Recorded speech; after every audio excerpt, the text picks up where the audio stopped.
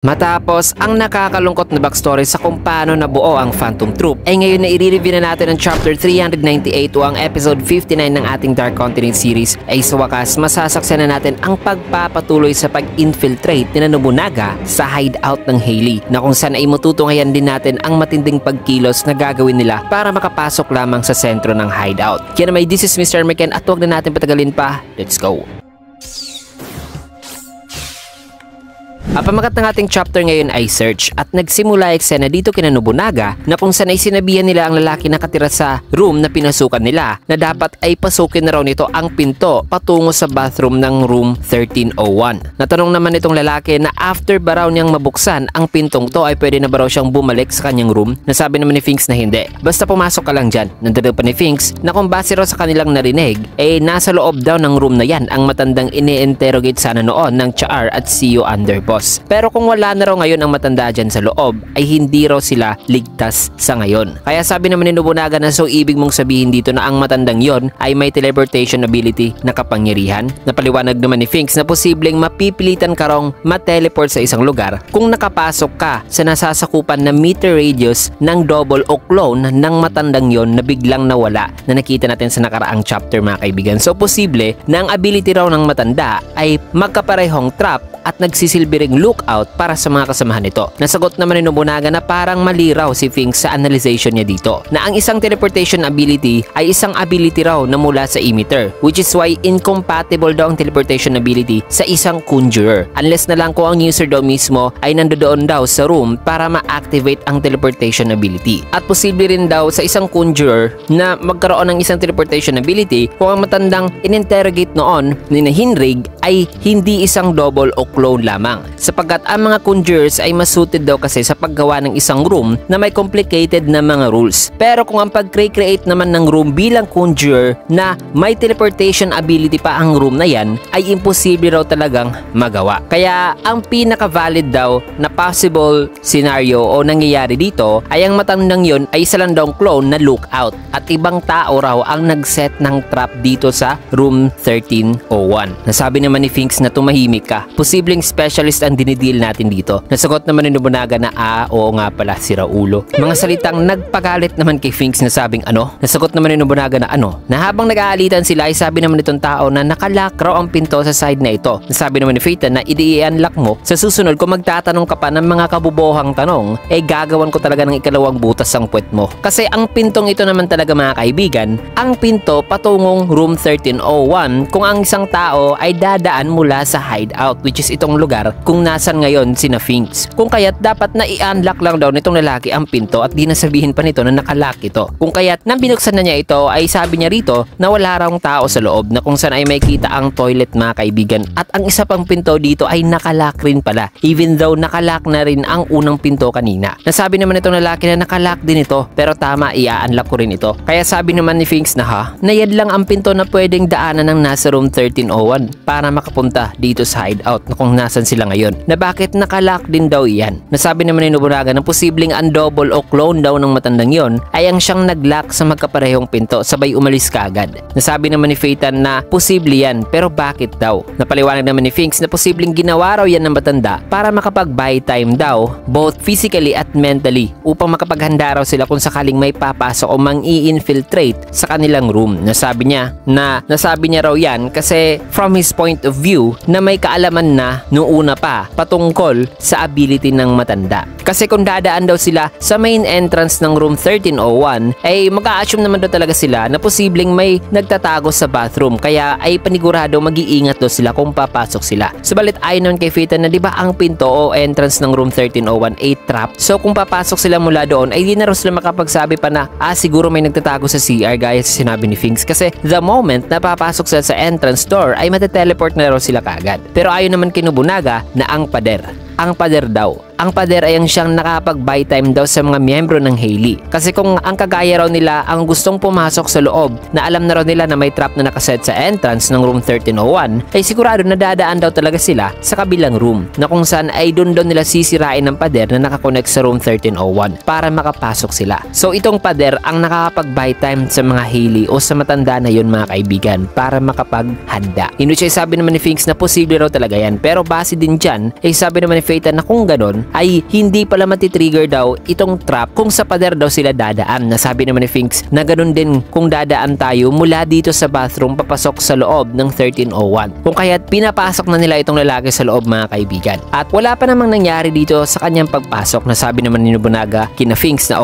tignan nyo, ayos lang naman kaya sumunod na kayo dito sa lalaki. Nasabi naman ng lalaki na wala raw siyang idea sa kung ano raw mga pinagsasabi nila. Na nakapunta na siya sa gitna, wika pa nitong lalaki na wala naman daw nangyayari ngayon. Kaya sinabihan naman siya ni Finks na sige, lumabas ka dyan sa pintong yan. In which ay ang entrance door mga kaibigan ng room 1301. Nasabi naman ng lalaki na pagkatapos ko bang lumabas, pwede na ba akong makabalik sa room ko? Nasabi naman ni Phaeton na hindi pa muna. Bumalik ka muna dito pagkatapos mong lumabas. Kung kaya't lumabas naman itong lalaki at tumayo ito sa harapan nila. Kaya sinabihan naman siya ni Nobunaga na okay, sige bumalik ka na dito. Na sa halip na bumalik o pumasok mga kaibigan, ay dali-dali ng tumakbo na lalaki subalit mabilis siyang inunahan dito ni Phaeton na naiinis na. Kinabahan naman itong lalaki kaya tinanong siya ni Phaeton kung kaliwa ba raw o kanan. Nasagot naman ng lalaki na ano pong ibig sabihin nyo? Hindi po ako pwedeng mamili dito. Naayon naman ni Nobunaga na bumalik ka na rito bago pa maputol o matanggal yung tenga mo. Naayon pa kay Finks na wala pa naman daw nakakatakas kay Phaeton nang di nawawalan ng isa o dalawang tenga. Kung kaya't dali-dali nang bumalik ang lalaki na sa kanyang pagpasok ay bigla naman itong nawala o na-teleport na. Kaya sabi rito ni Phaeton na natitrigger daw ang trap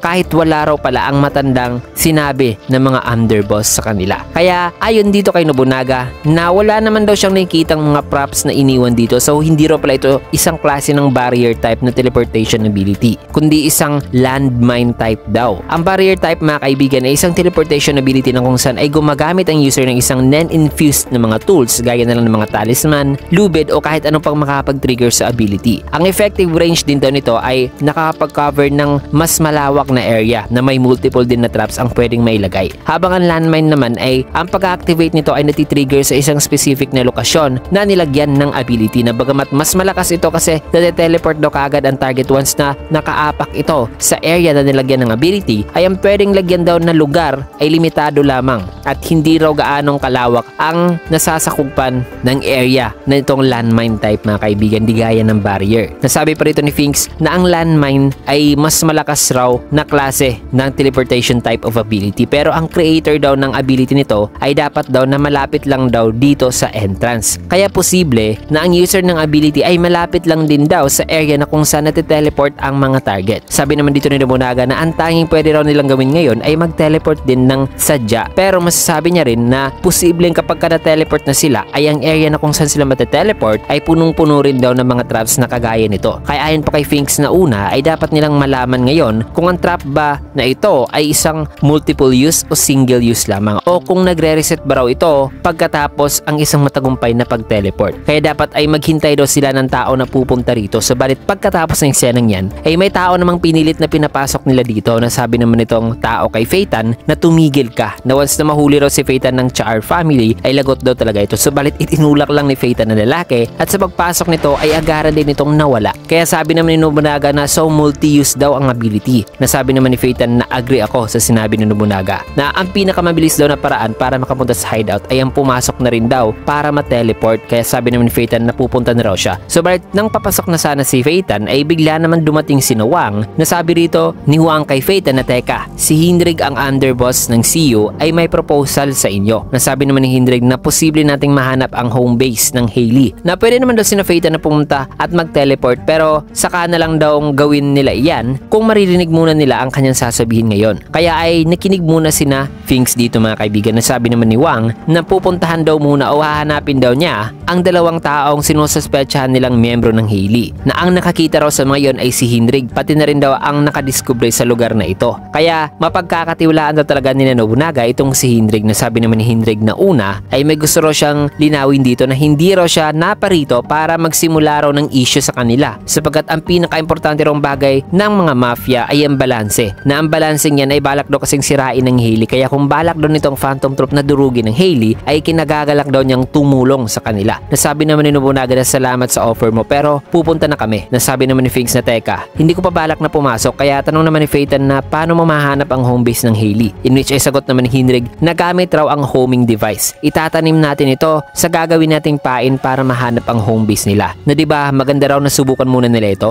Nasagot naman ni Finks na alam mo naman na may slaughterhouse ang mga Hailey sa mga biktima nito, diba? Na kung magpapadala daw sila ng isang sibilyan ay google lang daw ang Hailey ng 5 minuto para mahanap ang homing device sa sibilyan na yan. Sabi naman ni Hindrig na tama ka, kaya gagamitin ko ngayon ang aking abilities sapagkat natatransform daw niya ang mga tools sa isang living thing. Kaya na may dito na ginawang oyster ni Hindrig itong transmitter o homing device, mga kaibigan. Napaliwanag pa niya na lulunukin daw ito ng kanilang gagawing pain. Nagamit ito ay kahit na magkaroon pa raw ng isang cavity search o i-check raw ng Hailey ang katawan ng kanilang pain ay di raw ito mahanap kaagad. Nasabi naman ni Finks na pero babalik lang naman yan sa original form kung mauubos ang aura na inilagay dito, diba? Nasabi naman ni Hindrig na kung ang tool na gagamitin niya at gagawin niyang isang living thing ay masyado rong malaki o maliit, ay mabilis daw nauubos ang aura nito. Pero kung sa ganitong size naman daw ay masasabi niyang tatagal daw ito ng mga at least 2 oras. Kaya sinabihan naman ni Finks si Nobunaga na sabing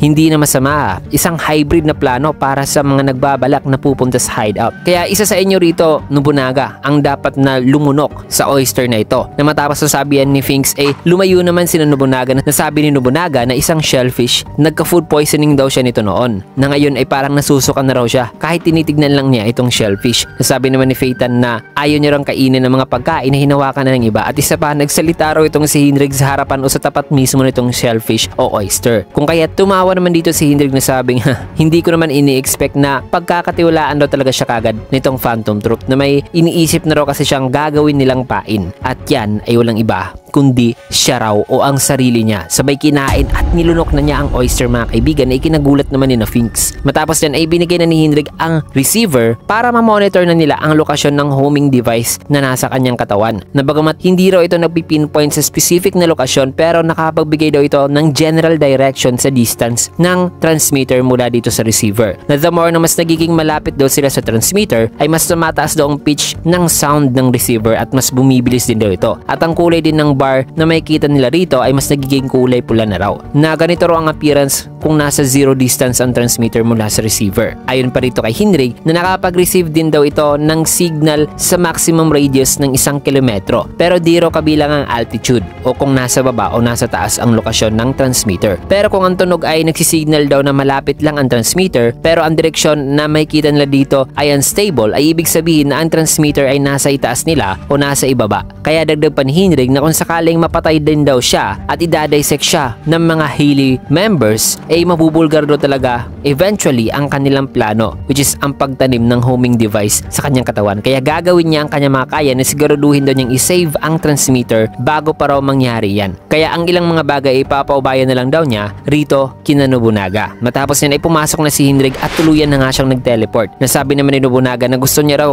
ang personalidad ni Hindrig na straight to the point lang daw. Na dito ay tinignan naman ni Finks ang receiver na medyo malayo raw pala si Hindrig, na ang kulay dito ay nasa 500 to 1,000 meter range daw. Natanong naman nila na gaano nga raw ulit kalaki itong ship. Nasagot naman ni Phaeton na nasa 1,500 meters long at 800 meters tall na may 800 meters wide. Nasabi pa ni Phaeton na pumunta ka sa sentro ng Tier 3, na kung ang lokasyon ni Hindrig ay nasa Tier 3 lang din, ay mas magiging malapit daw sa color red ang kulay na makikita nila dyan sa receiver. Natanong naman ni Finks na diba ang kulay ay mananatili lang daw kung ang lokasyon ni Hindrig ay nasa opposite side ng kanilang lokasyon. Nasabi naman ni Nobunaga na ibig lang sabihin yan ay nasa higit pa sa 1 kilometro ang kanilang lokasyon, kaya hindi nag-iiba ang kulay at hindi rin daw nagpipick up ng signal ang receiver. Nasabi naman ni Nobunaga na nakuha mo ba? Mga salitang ikinainis naman ni Finks, kaya sinabihan na sila ni Phaeton na dapat ang isa sa inyo ay umalis dito. Matapos niyan ay may kita naman na na-transport na itong si Hindrig sa isang silid na walang tao. Nasabi naman rito ni Hindrig na walang tao. Sabay tinignan niya ang bawat bawat sulok na dapat ay maging alerto raw siya kasi mga presko pa raw ang dugo na nandirito na posibleng nang e-interrogate pa raw ang mga Hailey members sa mga na-transport dito at maaaring namalayan na raw sila na papapunta na sila rito. Maya-maya pa may napansin naman si Hindrig na lubos niyang ikinagulat pero ang dumating mga kaibigan o namalayan niya ay si Nobunaga pala na sabi nito na ha, walang tao rito. Namalayo raw sa ini-imagine niya. Natanong naman ni Hindrig na Mr. Nobunaga, bakit nandito ka? Nasabi naman ni Nobunaga na para tumulong. Ang chance raw kasi na makakasurvive itong si Hindrig kung nandirito siya ay mas mataas daw. Kasi ang dalawang kasamahan niya na sina Finks hindi pa raw nagtitiwala kay Hindrig. Na sinabihan nga raw siya ng mga yon na papatayin daw dapat niya itong si Hindrig kung babatiin daw nito itong si Nobunaga sa kanyang pagdating ng mga salitang alam kong pupunta ka talaga rito. Pero di naman daw niya ikinukonsidera ang posibilidad na sineset up sila ngayon ni Hindrig ayon dito kay Nobunaga. Na ang trap daw na ma-activate sana kung magbibigay ng tiwala ang isang taong ngayon lang nito nakilala ay malakas daw talaga sana. Kaya ano raw ang kanilang gagawin ngayon? Nasabi naman ni Nobunaga na ikaw na rin ang mag-decide sa susunod nating gagawin. At ano nga uli ang pangalan mo? Sabay humingi si Nobunaga ng pasensya kasi wala raw siyang bala kanina na i-remember ang pangalan ni Hindrig. Kaya sabi naman ni Hindrig na Hindrig daw ang pangalan niya. At wala raw tamang sagot sa kung ano ang kanilang gagawin unless kung susubukan daw muna nila ito. Na dapat ay umaksyon daw sila kaagad. Kasi yun naman daw talaga ang dapat. Nasabi naman ni Nobunaga na magaling. Gusto ko yan. Sabay pinuntahan naman ni Nobunaga ang isang pader at nilapitan ito sabay hinawakan at may kita rito na may nasense si Nobunaga mga kaibigan na sabi niya na no doubt ay ito raw ang home base ng Hailey. Natanong naman ni Hindrig na paano raw niya ito nalaman. Kaya sabi naman ni Nobunaga na tignan mo lang ako kung kaya't dito na naghanda si Nobunaga at inatake ang pader na ikinagulat naman ni Hindrig. Subalit ang ataking yun ni Nobunaga mga kaibigan ay parang unti-unti lang na ina-absorb ang damage nito at walang naidulot na damage ang atake na yun dito sa pader na ikinasurpresa naman ni Hindrig. Nasabi niya rito na protektado raw ang pader na yan ng Nen. Kaya sabi naman ni Nobunaga na isang conjurer o di kay transmitter ang may gawa nito pero pwede rin daw specialist. Ang isang lugar na protektado ng Nen at mahirap daw wasakin ay nangyayari daw talaga kapag may mga Nen user na ganoon daw ang type. Na the more na mas matigas raw isang depensa ay the more na mas malapit daw ang user nito. Kasi ganoon naman daw talaga usually ang rules niyan. Na di raw nawawasak ng kanyang katana ang pader. Na baka ang user ay nasa likod lang daw nito. Kaya paliwanag pa rito ni Hindrig na mula raw sa video niya noon, itong trap na ginamit nila para makapasok rito ay posibleng ang teleportation ability na ginamit din daw ng mga nakuhanan niya sa video which is mga Hailey member na isang transportation para makapunta sila kagad sa kanilang hideout. Na no doubt ay ito raw talaga ang hideout ng Hailey. Kaya sinabihan na ni Hindrig si Nobunaga na simulan na raw nila ang pagbukas sa lahat ng pinto rito. Nasabi naman ni Nobunaga na sige, sisimulan ko muna dito. Nasabi naman ni Hindrig na hindi, ako na ang magbubukas sa lahat kaya tignan mo lang ako. Hindi raw kasi pwede nilang i-risk na ang isa sa kanila ay bigla na lang na mawawala habang isa ay hindi nakatingin. Kasi kung may kita raw ni Nobunaga ang moment na mahuhuli raw siya ng kalaban ay at least ay may kita raw ni Nobunaga kung ano raw ang nagpapatrigger sa trap. Nasabi naman ni Nobunaga na okay. Kung kaya't sinimulan na ni Hindrig mga kaibigan ang pagbukas sa rooms. Na una ay ang shower room, pagkatapos dyan ay ang bathroom, then ang 3